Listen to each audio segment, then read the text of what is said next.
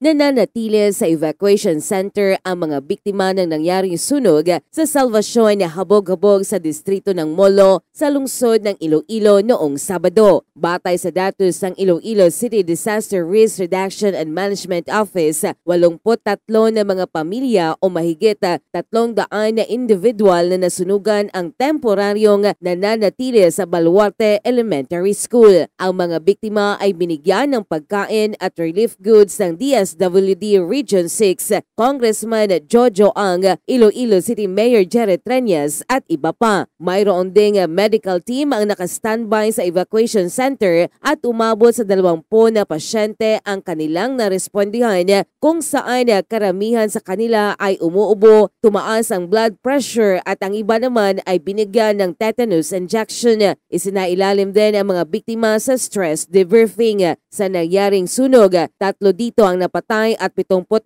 naman na pamamahay ang nasunog. Sa nasabing bilang, 68 dito ang totally damaged at 4 naman ang partially damaged. Ito si Jennifer Karikitan para sa Radyo Alternatibo Balita Nationwide.